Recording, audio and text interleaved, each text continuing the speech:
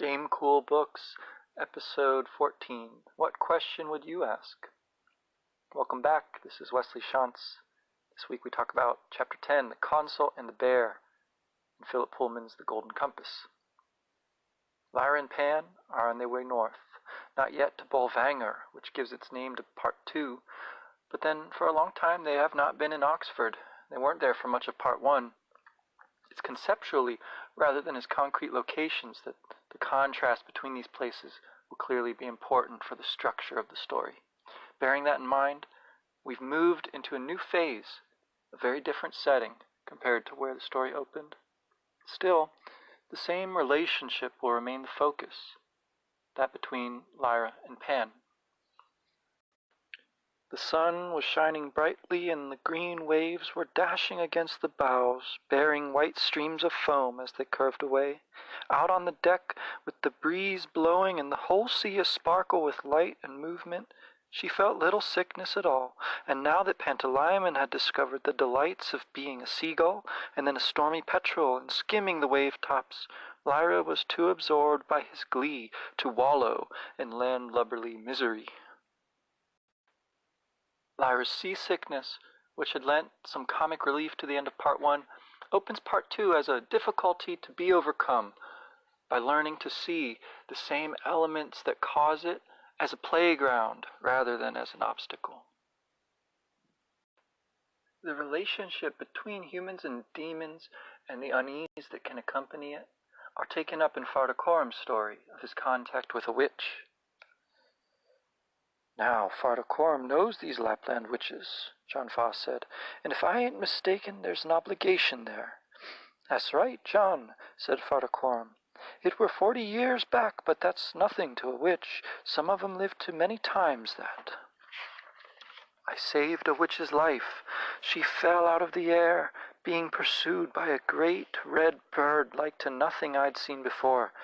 She fell injured in the marsh, and I set out to find her. She was like to drowning, and I got her on board and shot that bird down, and it fell into a bog to my regret, for it was as big as a bittern and flame red. Ah, the other men murmured, captured by Fardakorum's story. Now, when I got her in the boat, I had the most grim shock I'd ever known, because that young woman had no demon. It was as if he'd said she had no head. The very thought was repugnant. The men shuddered, their demons bristled or shook themselves or cawed harshly, and the men soothed them. Pantalaimon crept into Lyra's arms, their hearts beating together. The relationship between humans and demons, and the unease that can accompany it, are taken up in Fardakorum's story of his contact with a witch. Now, Fardakorum knows these Lapland witches, John Foss said, and if I ain't mistaken, there's an obligation there. That's right, John, said Fardakorum. It were 40 years back, but that's nothing to a witch. Some of 'em lived to many times that. I saved a witch's life. She fell out of the air, being pursued by a great red bird like to nothing I'd seen before. She fell injured in the marsh, and I set out to find her. She was like to drowning, and I got her on board and shot that bird down, and it fell into a bog to my regret, for it was as big as a bittern and flame red. Ah, the other men murmured, captured by Fardakorum's story. Now, when I got her in the boat, I had the most grim shock I'd ever known, because that young woman had no demon. It was as if he'd said she had no head. The very thought was repugnant. The men shuddered, and their demons bristled or shook themselves or cawed harshly, and the men soothed them. Pantalaimon crept into Lyra's arms, their hearts beating together. As we begin Part 2, we have the power of stories reinforced. Fardakorum's captures the listeners, who are on their way to rescue their captive children. Besides the detail of the wonderful bird, what stands out is the young woman having no demon. We're reminded again of the macabre glimpse of Grumman's head, but the explanation comes out. Witches' demons can separate, permitting a kind of independence, but also a vulnerability. One's demon might be mistaken for a normal, or at least a non-demon animal. This premise of a lone demon will be one Pullman returns to for Lyra's Oxford. And the question of Lyra's witchiness, too, that's been suggested by Marcosta, will be qualified by the witch's counsel. Farda Corum's connection with the witch, saving her life, even by transgressing the great taboo unknowingly, that taboo against touching another person's demon, has conferred upon him a great reward. She already helped once when he was struck by a poisoned Tartar error, and they had other connections. These are spelled out later by Serafina Pekkala herself, but the implication of romantic love is not explicit here. It's not noted by Lyra, nor, we might imagine, by many younger readers. But the motif of a fairy lover is strongly hinted at, given the witch's otherworldly powers and long life. One other important conversation takes place aboard the ship here. A new companion for Lyra comes into the story by way of her flicking apple pips at him, the able seaman. Jerry, like Pan, and still more, shows her a way of avoiding seasickness and boredom by having something to do, and by the way in which one does it. Under his guidance, she found out that having something to do prevented you from feeling seasick, and that even a job like scrubbing a deck could be satisfying if it was done in a seaman-like way. She was very taken with this notion, and later on she folded the blankets on her bunk in a seaman-like way, and put her possessions in the closet in a seaman-like way, and used stow instead of tidy for the process of doing so. Slightly later, a direct contrast is made to Mrs. Lonsdale at Jordan, where sewing was not connected to the excitement of an adventure. Here, Lyra shows enough foresight and diligence to sew a waterproof bag for the lithiometer, taking her responsibility for the instrument seriously. And like on the narrowboat before, Lyra decides in short order that this is the life for her, signaling and mixing plum duff and not climbing the crow's nest. More than anything, though, it remains Pan's job to distract her, not through work, but through delight. She still felt seasick occasionally, especially when the wind got up and the ship plunged heavily over the crests of the gray-green waves, and then it was Pantalaimon job to distract her from it by skimming the waves as a stormy petrel, because she could feel his boundless glee in the dash of wind and water and forget her nausea. From time to time, he even tried being a fish, and once joined a school of dolphins to their surprise and pleasure. Lyra stood shivering in the forecastle and laughed with delight as her beloved Pantalaimon, sleek and powerful, leaped from the water with half a dozen other swift gray shapes. And then a little more about demons comes out. It provides a counterpart to what we could take from Farda Corum's story. Pan, in his aquatic form, points up the anxiety about needing to stay close, a requirement for those who aren't witches. In the balance between exulting in and restraining his exhilaration, we hear Lyra, for the first time, wondering about the connection she shares with him. He had to stay close to the ship, of course, for he could never go far from her, but she sensed his desire to speed as far and as fast as he could for pure exhilaration. She shared his pleasure, but for her it wasn't simple pleasure, for there was pain and fear in it too. Suppose he loved being a dolphin more than he loved being with her on land. What would she do then? As with Farda Corum's answer to the questions about the witch's demons and obligations, it is Jerry's story of the sailor with the dolphin demon that helps Lyra think through her questions. Creative insights in this imaginary world are delivered within it as common sense. And rather than appealing to Solon's dictum, call no man happy till he dies, Jerry remarks ruefully that the old sailor was never happy until he died and could be buried at sea. To Lyra's concerns about Pan assuming a fixed form, he assures her this is part of growing up, and she'll understand it experientially soon enough. Though she remains unconvinced, it didn't seem to Lyra she would ever grow up. the narrator remarks. He insists, Jerry, that is, that there are compensations to losing the ability to change, namely, knowing what kind of a person you are.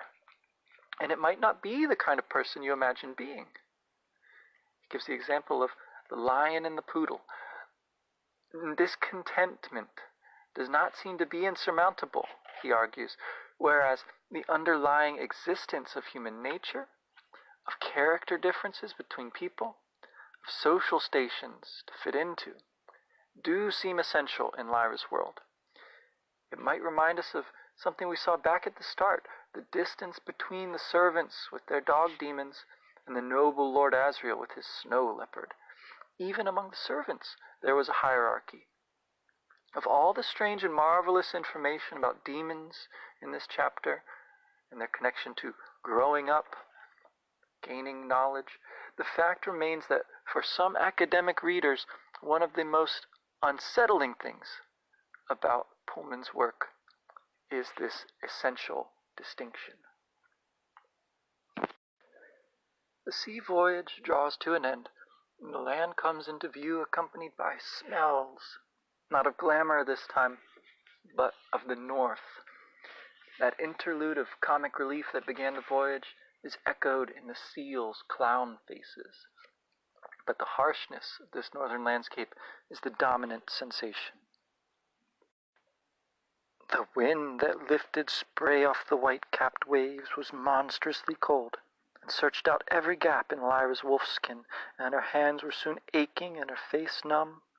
Pantalaimon in his ermine shape warmed her neck for her, but it was too cold to stay outside for long without work to do, even to watch the seals, and Lyra went below to eat her breakfast porridge and look through the porthole in the saloon. Lyra's scanty possessions elicit a laugh from Pullman, reading aloud his narrator of the audiobook. He'll take some time soon to outfit her in this chapter with proper cold weather gear, explaining each item, what it's made of, and why it works. His craftsman-like delight in these details helps the reader experience vicariously what Lyra feels here. With all that on, and a silk muffler around her neck, and a woolen cap over her ears, and the big hood pulled forward, she was uncomfortably warm, but they were going to much colder regions than this. And later on, the difference between her animal-based gear and the synthetic garments the kids are provided with at Bolvangar will be emphasized. It seems that these are two very different approaches to nature implied there. The remainder of this chapter concerns Lyra and Fardakorum's meetings with the two new characters making up the title, the Consul and the Bear. Consul was a new word for me when I read it, not counsel, like I thought it meant at first. And he comes first. He provides the tip that leads them to the bear, although the bear will ultimately be much more important to the story.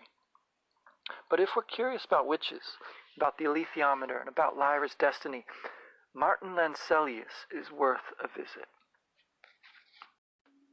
He was a fat man with a florid face and a sober black suit.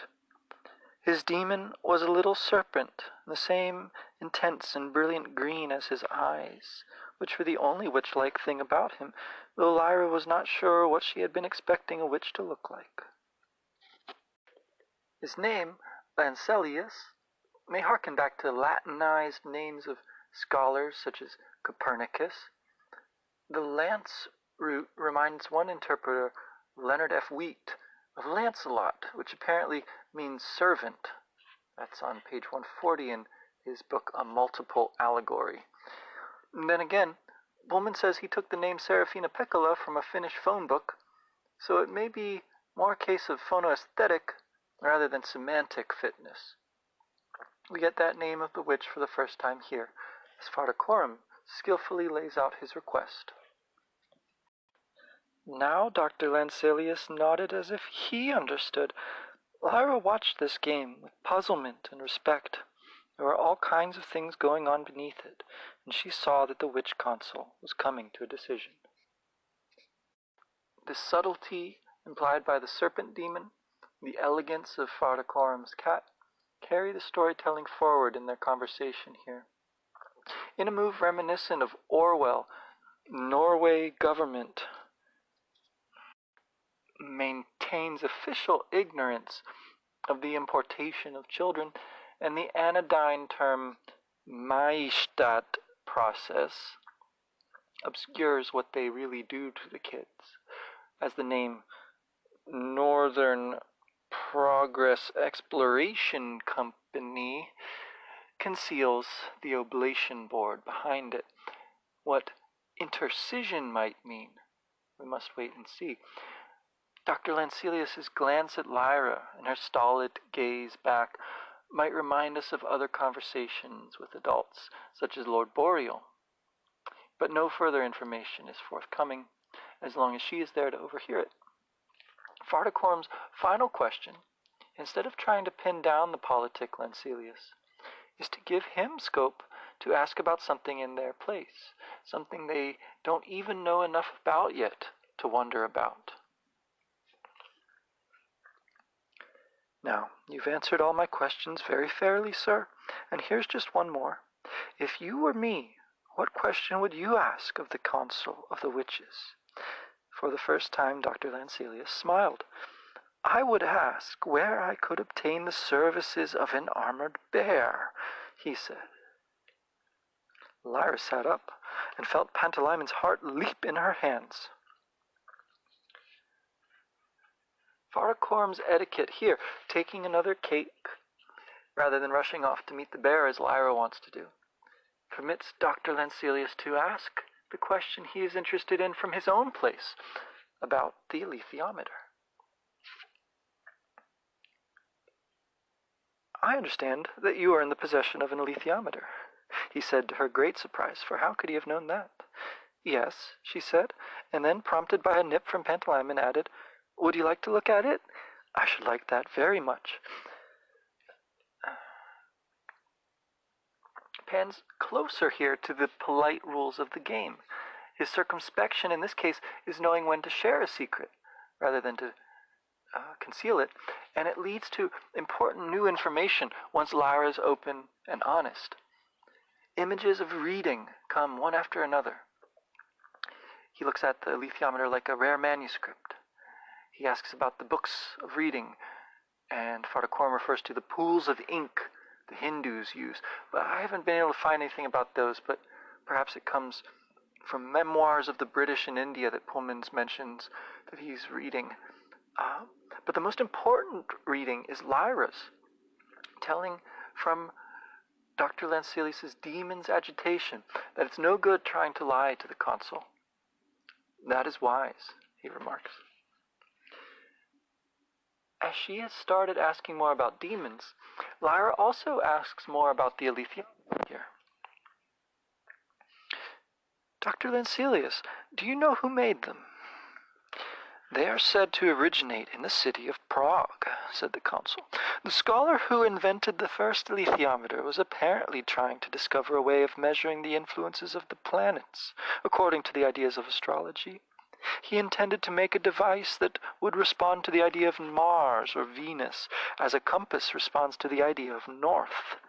In that he failed, but the mechanism he invented was clearly responding to something, even if no one knew what it was. And where did they get the symbols from? Oh, this was in the 17th century. Symbols and emblems were everywhere. Buildings and pictures were designed to be read like books.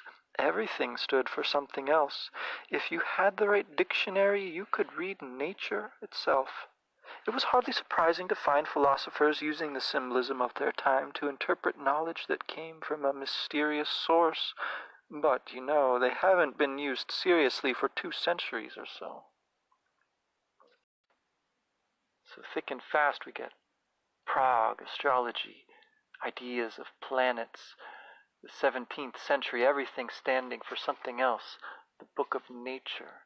Behind this glimpse into Pullman's hermetic attic, I suspect, is his reading of Francis Yates and other authors. I haven't done that research yet, so I can't comment much on all this. Only Dr. Lancelius's dismissal there at the end is hardly convincing. Then he puts his finger on the same question Father Coram has been asking and been interested in, asking Lyra, "May I ask a question? Without the books of symbols, how do you read it?" Her answer this time is again metaphorical. "I just make my mind go clear, and then it's sort of like looking down into water. You got to let your eyes find the right level, because that's the only one that's in focus." Something like that, she said. I don't know how satisfying this is as an answer, but the poetic aptness of the image connects it with a number of other images in this chapter. With the water Pan has flown over and swum about in, green and white, her blank look into the witch consul's green eyes, and her noticing the agitation of his green demon. More to the point, in yet another instance of the characters in this chapter not only asking questions, but asking about asking questions, Dr. Lanselius poses a test question for her and listens to her explanation. We see how Lyra interprets the mechanics of the device, inferring from its movements combinations and levels of meaning, and presumably adding these to her vocabulary for future questions. Again, a number of the symbols used here are also relevant to the events of this chapter, sometimes appearing literally elsewhere, as in the case of the dolphin, or nearly so as in the case of the helmet, which corresponds to the bear's missing armor. The baby and anchor we've seen before, as well as the crucible, whose message Lyra politely leaves out of her explanation for the consul. It seems quite possible, taking all this into account, that we are invited to read further messages from the alethiometer here, beyond the answer to the question Lyra is ostensibly asking, if only we can frame our own questions appropriately. And questions, too, can have multiple meanings, multiple purposes behind them. Perhaps they always do. When Dr. Lanselius hears Lyra's explanation, he nods. "Remarkable," he said. "I am very grateful. I shall not forget that." Then he looks strangely at Father Coram and back at Lyra. "Could I ask you for one more demonstration? If you look out of this window, you'll see a shed with 40 or more sprays of cloud pine hanging on the wall. One of them has been used by Serafina Peccala. The others have not. Could you tell which is hers?" "Yeah," said Lyra, always ready to show off, and she took the alethiometer and hurried out. She was eager to see cloud pine, because the witches used it for flying, and she'd never seen any before. While Lyra goes after the spray of cloud pine among those hanging, Pan bounding at her side as a hare, we might note the number 40 seems like the same number of years since Father Coram has seen the witch.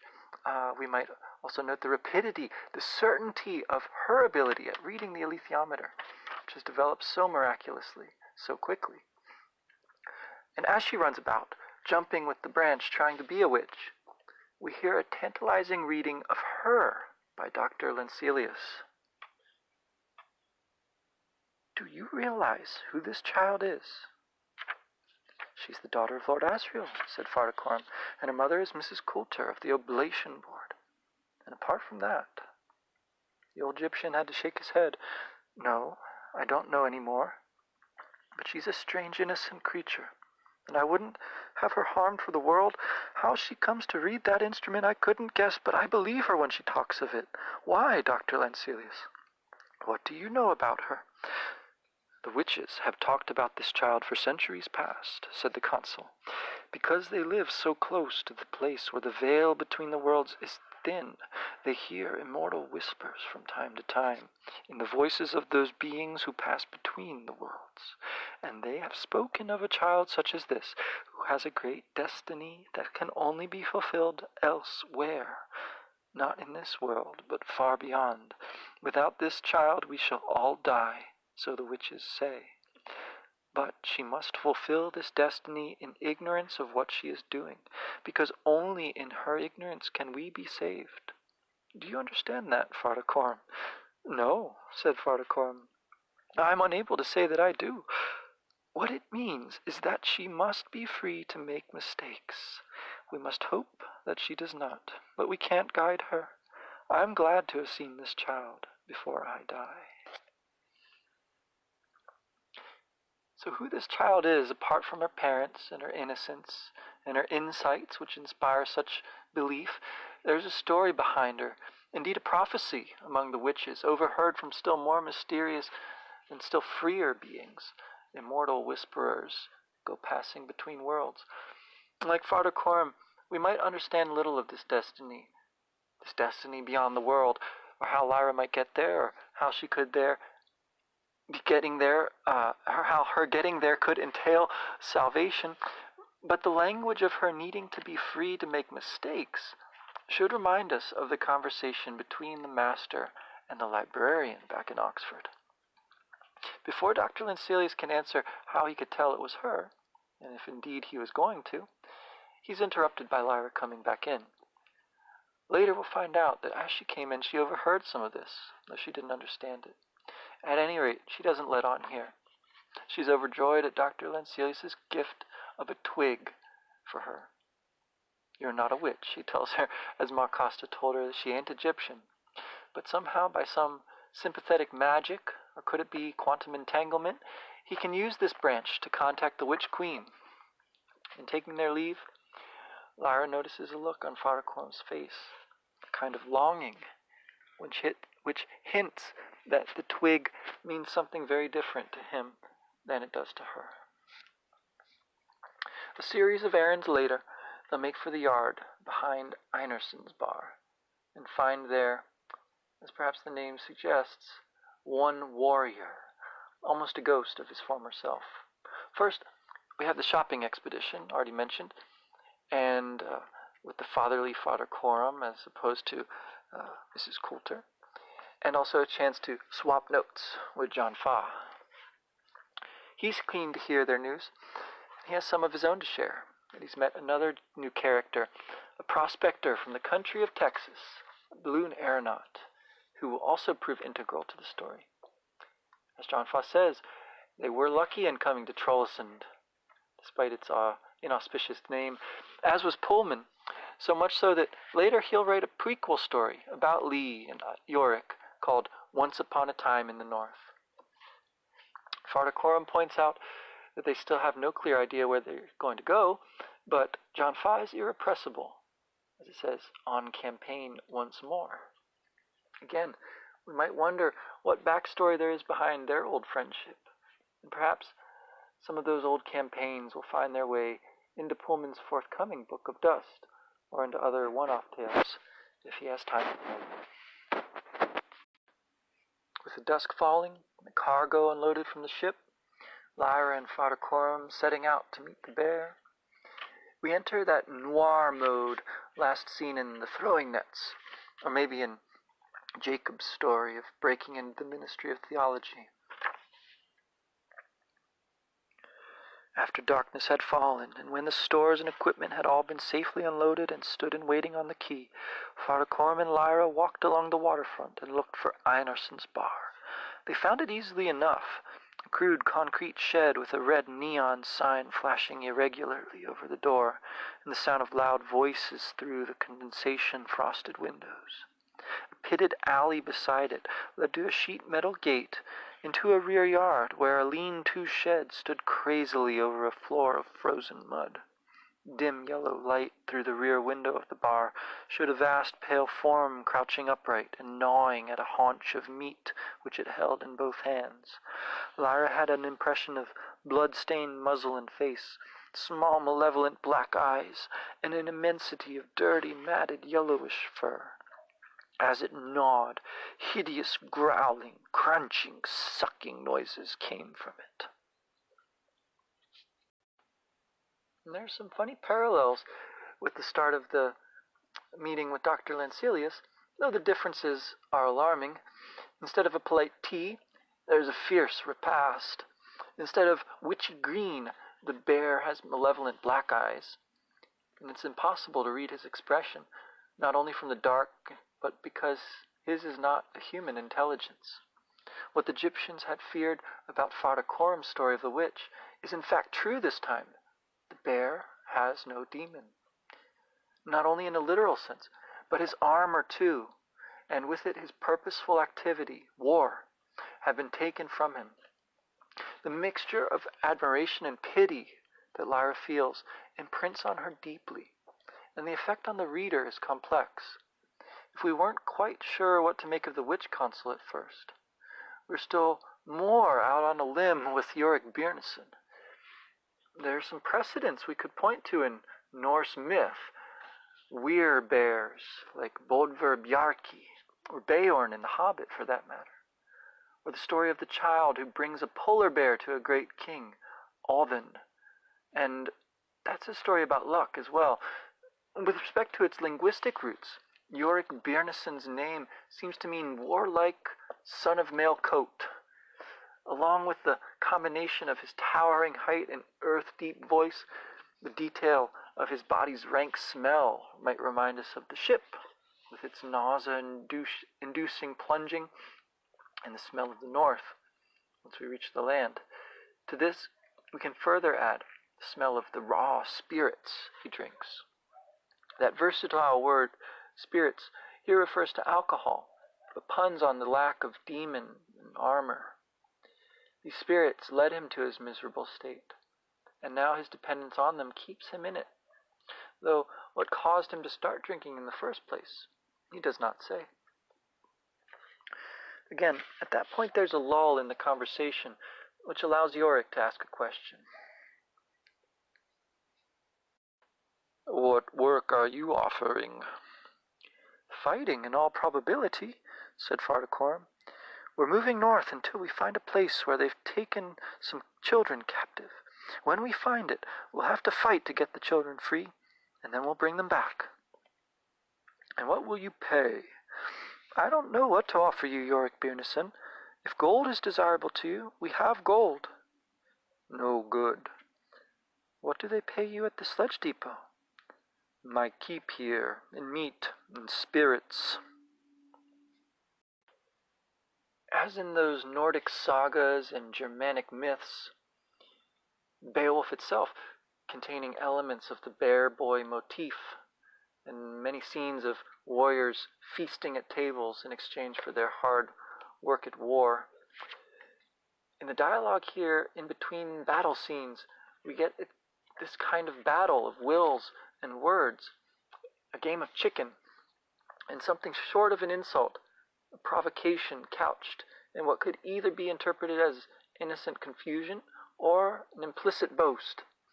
At any rate, a test of the bear's patience and how he will choose to respond. "Forgive me for asking, Yorick Byrnison," said Fardacorum, "but you could live a free, proud life on the ice, hunting seals and walruses, or you could go to war and win great prizes. What ties you to Trollesund and Einarson's bar?" Lyra felt her skin shiver all over. She would have thought a question like that, which was almost an insult, would enrage the great creature beyond reason. She wondered at Fardacorum's courage in asking it. This comes from Fardacorum, who knows they must somehow convince the bear to come out of his alcoholic funk. And so it's craft mixed with his courage. In his answer, Yorick doesn't explain precisely what he means by the term, but it seems to be close to a translation of intercision. He refers his forbearance to his distaste for the child cutters, whom he perceives to be opposed to the Egyptians. In responding politely, he lays out some of the reason for his pitiful condition and sets a clear price for his involvement, getting his armor back. It must be a wrenching admission for him. Still, with his evocation of war as the element of his being, and his wish to tear the town apart, it contains its own implicit boasts. Yorick, unlike Dr. Lancelius, does not express any particular interest in Lyra, but he ends up providing the first example of that destiny the witches have long known about, or the first since Lord Asriel in the retiring room. Without her, he would be dead, but in saving his armor, she'll save his life, too. We'll see more in the next chapter. With that challenge or plea from Jörg Björnsson, this one abruptly ends. I'm hoping to discuss some of this material in more depth with my next guest on the podcast. Not so much about Beowulf or King Hrolf Kraki, but more with this destiny of Lyra's. So I thought I'd keep this episode a bit shorter, leave that all aside. But since it's already a day late in recording and releasing it, I suppose there's no harm in indulging in a brief recess outing here before we close. One of the good things about an imaginary video game, as cool as it is to play real ones, is that imaginary gameplay is something you can do anywhere. You don't need to connect to the internet to charge or plug in the system or shade the screen from sunshine. No particular platform is required to play. A fun strategy guide, namely the original books themselves, are already available, and there are fun people to talk to about them. Yours truly, my guests, a number of online forums. These are all already deep in conversation, which you're welcome to join. In the imaginary video game for this chapter, we've got Pan flying alongside the boat as a seagull, Stormy Petrel, swimming and leaping as a dolphin, bounding through the snow as a hare. The bond between him and Lyra will always have been there. The distance beyond which they cannot go from one another will have been the extent of what can be seen on screen, more or less. We'll learn in the next chapter it's a few yards. Hopefully, it won't have occurred to the players to try to move them farther apart than that. Or if they do try, an invisible barrier will silently stop them separating. To pull at the bond joining them will only become an option in that next chapter. In this, if you try to swim with Pan as far and fast as you want, he'll automatically turn around and swim back once you reach the extent of the screen. To allay Lyra's seasickness, he'll fly and swim through rings and around obstacles, like during the beaver race minigames in Zelda, or join with schools and flocks and mimic their movements. Doing well at this will unlock these forms permanently, but not meeting a certain bar will cause Lyra to wallow in her bunk rather than getting to explore the ship and perform other seaman-like minigames like sewing and stowing, or to practice reading the alethiometer. The story Father Coram tells of saving the witch will be playable naturally. His appearance there will be quite different, youthful and strong, and the colors in the fens of the past more vibrant, dreamlike, not least by their contrast with the greens and grays of the sea. John Fa evidently does not figure in this period of the story. Their friendship must date from a later history, but perhaps some Easter eggs will allude to him as Egyptian prince on campaign in another part of the Commonwealth. After the fight with the Red Bird and the rescue of the witch, the scenes will proceed more like a collage than a continuous narrative, in line with Father Coram's telling. Same goes for Jerry's story of the old navigator, and his discussion of demons settling. Once on land in Trollesund, having Father Coram in your party will give you the run of the town, though you'll have to visit some locations in the order of the story to proceed. The Consul's house, where you'll be tested at the alethiometer, play with cloud pine branches, and overhear some confusing stuff about destiny. Then on to the sledge depot, and the outfitter's shop, back to the ship, talk to John Fa, and then to the yard behind Einerson's bar. In talking to the Consul and the bear, you're responsible for choosing some of Father Coram's conversational gambits, as well as Lyra's responses.